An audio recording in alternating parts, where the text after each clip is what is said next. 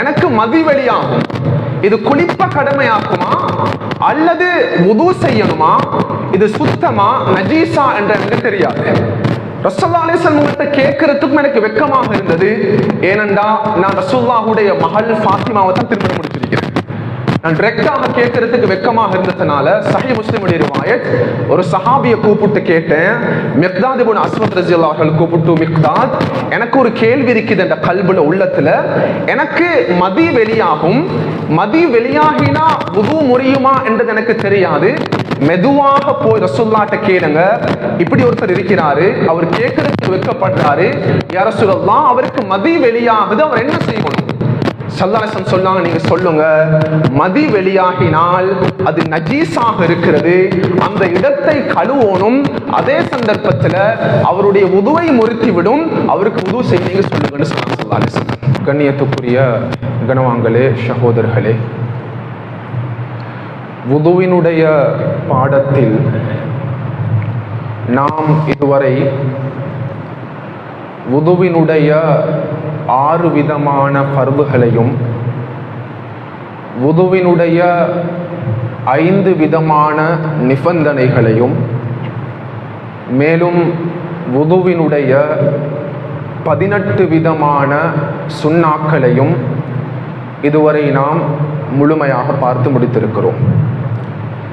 இன்றைய நாள் ஒரு மனிதர் தன்னுடைய வுதுவினுடைய அமலை, இபாதத்தை, இந்த அனைத்து விடயங்களையும் பேணி வுதுவினுடைய நிபந்தனைகள், வுதுவினுடைய சுன்னாக்கள், வுதுவினுடைய ஃபர்துகள், இந்த அனைத்து விடயங்களையும் பேணி ஒரு மனிதர் பூர்த்தியாக வுதுவுடைய அமலை நிறைவேற்றியதற்கு பிற்பாடு, கண்ணியமானவர்களே, அவர் எந்த நோக்கத்துக்காக வேண்டி வுதுவுடைய அமலை செய்தாரோ, அது தொழுகைக்காக வேண்டி இருக்கலாம், தவாஃபுக்காக வேண்டி இருக்கலாம், அல்லது குர்ஆனை தொடுவதற்காக வேண்டி இருக்கலாம், இந்த ஏதாவது ஒரு நோக்கத்துக்காக வேண்டி வுதுவுடைய அமலை அவர் செய்திருக்கிறார்.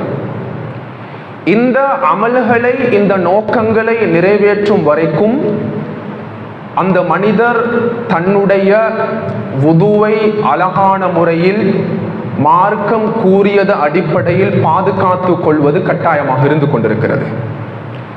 இஸ்லாம் ஃபுகஹாக்கள், மார்க்க அறிஞர்கள் குர்ஆன் ஹதீஸினுடைய பார்வையில் 2 முக்கியமான பகுதிகளை நம்மவர்களுக்கு முன்வைத்திருக்கிறார்கள். ஒரு மனிதர் வுதுவுடைய அமலை நிறைவேற்றியதற்கு பின்னால இந்த 2 பகுதிகளிலையும் எப்பொழுதும் அவர் கரிசனை உள்ளவராக இருக்க வேண்டும். அவர் இந்த 2 பகுதியிலையும் கரிசனை செலுத்தாவிட்டால் அவருடைய வுதுவுடைய இபாதத்தை அவருக்கு பாதுகாத்து கொள்ள முடியாது. அதில் முதலாவது பகுதி தான் நாம் புரிந்து கொள்ள வேண்டும், நவாக்கிதுல் வுது என்பதாக அழைக்கப்படும் வுதுவுடைய பாடத்தில் ஆக முக்கியமான பகுதி. நவாக்கிதுல் வுது என்றால் வுதுவை முறிக்கக்கூடிய, சீர்குலைக்கக்கூடிய 5 விடயங்களை மார்க்க அறிஞர்கள் குர்ஆன் ஹதீஸினுடைய பார்வையில் முன்வைத்திருக்கிறார்கள். இரண்டாவது மக்ரூஹாத்துல் வுது, வுது செய்யும் பொழுது நாம் தவிர்ந்து கொள்ள வேண்டிய 6 விதமான வுதுவினுடைய மக்ரூஹான காரியங்கள். இந்த 2 பகுதிகளும் வுது செய்யக்கூடிய ஒவ்வொரு மனிதரும் பூர்த்தியாக, அழகாக இதை பற்றியுள்ள நாலேஜ் அவருக்கு இருக்க வேண்டும். உண்மையில் அதிகமானவர்கள், எங்களோட ஹஸ்ரத் சொல்வார் அடிக்கடி, ஒரு மஸ்ஜிதுக்கு அவர் போனாராம். நான் இதுக்கு முன்னால சொல்லியிருக்கிறேன். ஒரு நிகழ்ச்சிக்கு போனதுக்கு பின்னால ஒரு 60-65 வயது உள்ள ஒரு வயோதிபர், நல்ல பலகீனமான ஒருவர், அவர் மஸ்ஜிதுக்குள்ள தொழுது கொண்டிருந்தவர் திடீரென்று மஸ்ஜித் விட்டு வெளியே போறார். வெளியே போய் வாஷ்ரூம் இருக்குது, அவருடைய ஒன்றுக்கு போற தேவையை முடிச்சுட்டு காலை கழுவிட்டு அப்படியே மஸ்ஜிதுக்குள்ள வந்து மறுபடியும் தக்பீர் கட்டுறார். ஹஸ்ரத் கூப்பிட்டு கேட்டாரு அவரை பார்த்து, நீங்க வுது செய்யலையா? அவரு சொன்னாராம், வுது செய்யணுமான்னு கேட்டாராம். வுது செய்யணுமான்னு கேட்டாராம். அப்படி என்றா அவர் எத்தனையோ வருடங்கள் தொழுகையினுடைய இபாதத்தை நிறைவேற்றி இருக்கிறார். ஆனா வுதுவுடைய விடயத்தை சீர்குலைக்கக்கூடிய, முறிக்கக்கூடிய விடயங்கள் அவங்களுக்கு தெரியாது.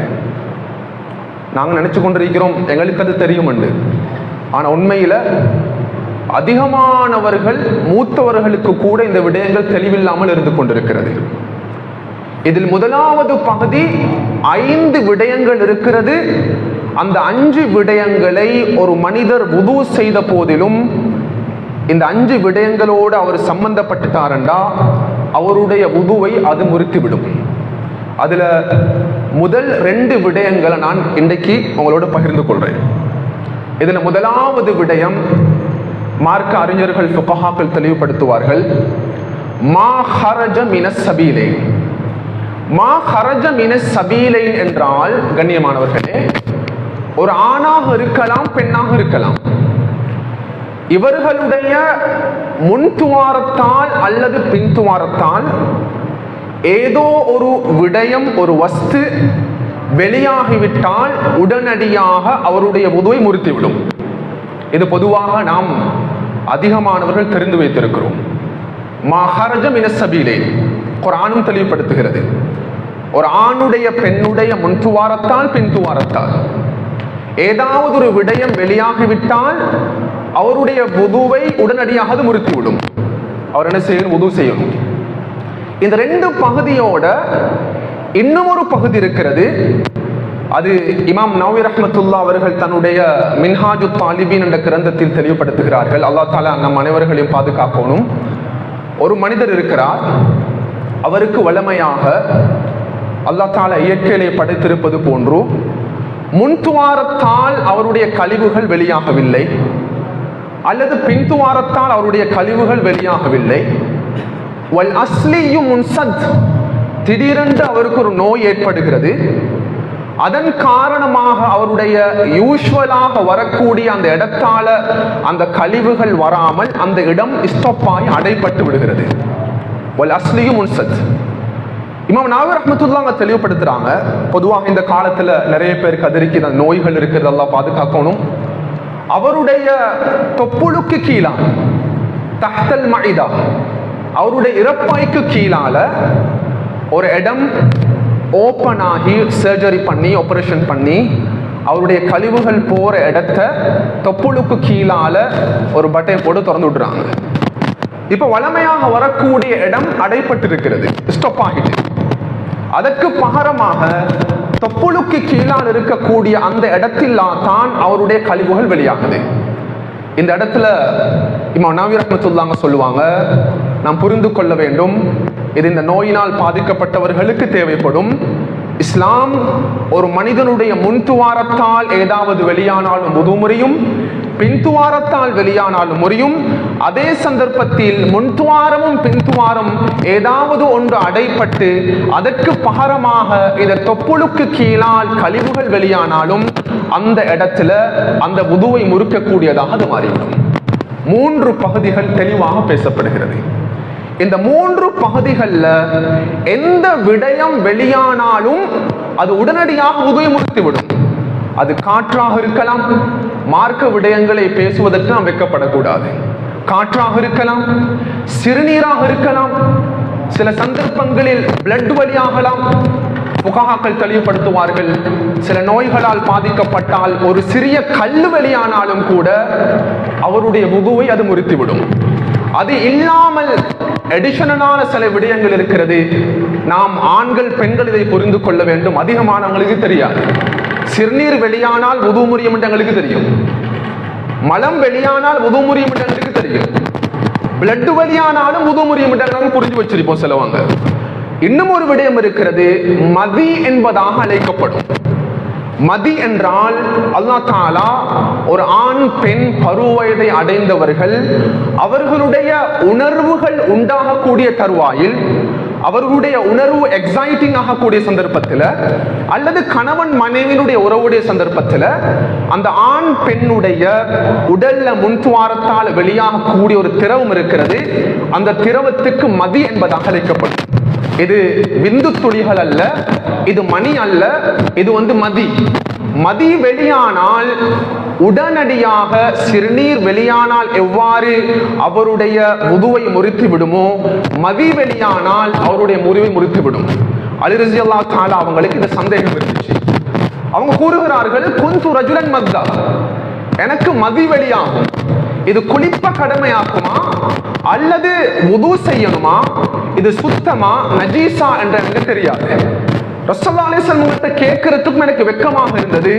ஏனென்றா நான் ரசூலுல்லாஹுடைய மகள் ஃபாத்திமாவை தான் திருமணம் முடிச்சிருக்கிறேன். நான் டைரக்டாக கேட்கறதுக்கு வெட்கமாக இருந்ததுனால சஹீஹ் முஸ்லிமுடைய ரிவாயத், ஒரு சஹாபியை கூப்பிட்டு கேட்டேன். மிக்தாத் இப்னு அஸ்வத் ரலியல்லாஹு அன்ஹு கூப்பிட்டு, மிக்தாத், எனக்கு ஒரு கேள்வி இருக்குது என்ற கல்புல உள்ளத்துல.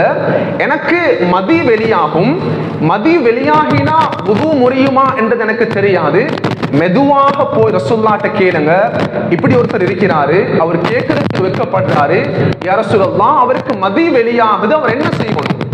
ஸல்லல்லாஹு அலைஹி வஸல்லம் சொன்னாங்க, நீங்க சொல்லுங்க, மதி வெளியாகினால் அது நஜீஸாக இருக்கிறது, அந்த இடத்தை கழுவணும், அதே சந்தர்ப்பத்துல அவருடைய வுதுவை முறித்து விடும், அவருக்கு வுது செய்யுங்க சொல்லுங்கன்னு சொன்னாங்க ஸல்லல்லாஹு அலைஹி வஸல்லம்.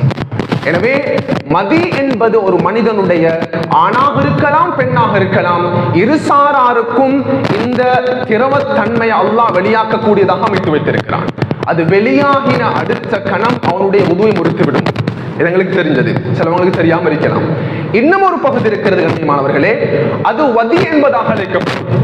வதி என்றால் அது என்னண்டா, அது பெரும்பாலும் ஆண்களுக்கு வெளியாகும்.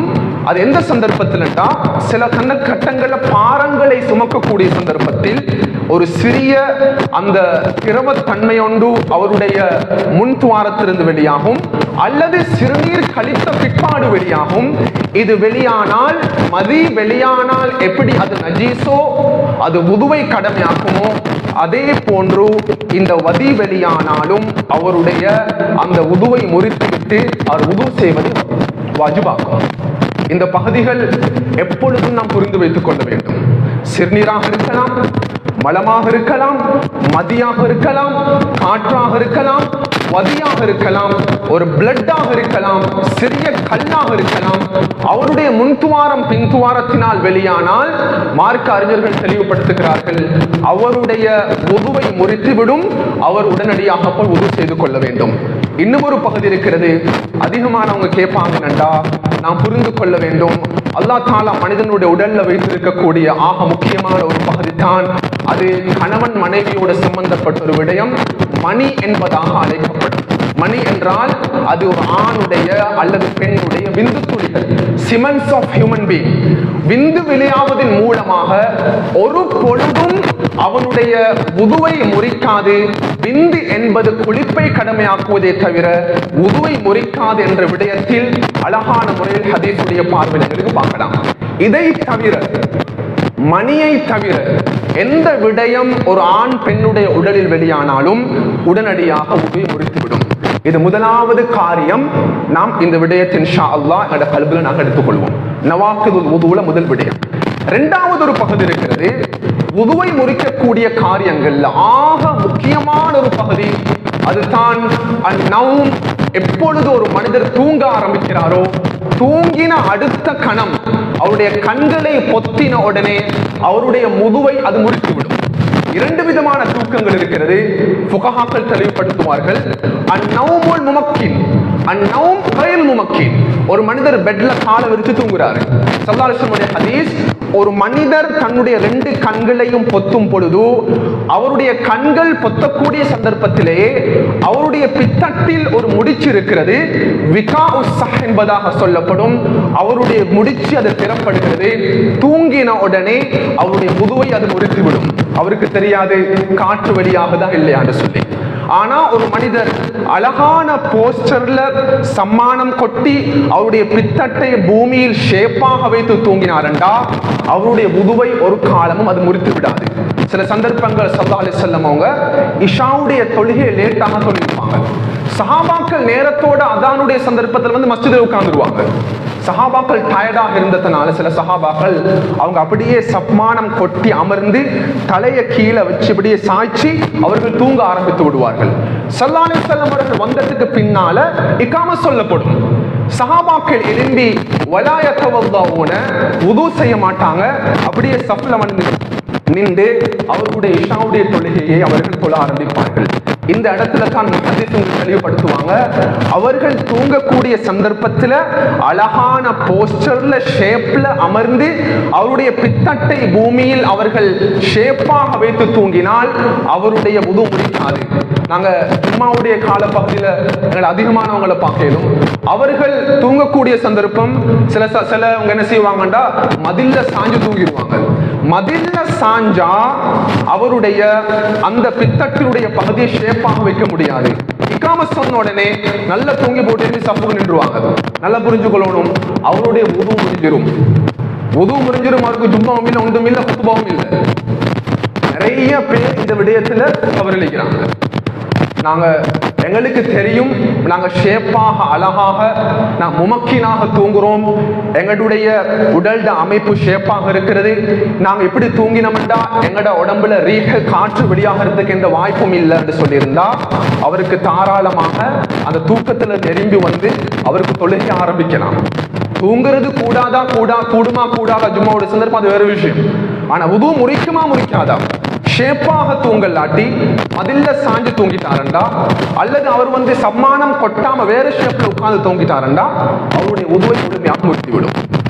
இந்த ரெண்டு பகுதியும் வுதுவினுடைய 5 காரியங்கள் இருக்கின்றன, முறிக்கக்கூடிய காரியங்கள். அதுல முதலாவது அவருடைய முன்துவாரம் பின்துவாரத்தினால் ஏதாவது ஒரு விடயம் வெளியாகிறது. இரண்டாவது தூக்கத்தோடு தொடர்பான பகுதி. எனவே இந்த 3 பகுதிகள் இருக்கிறது வுதுவை முறிக்கக்கூடிய காரியத்தில். இன்ஷா அல்லாஹ் நாங்கள் அடுத்த வகுப்புல இதை கற்போம். இன்ஷா அல்லாஹ் பேசின விடயத்தை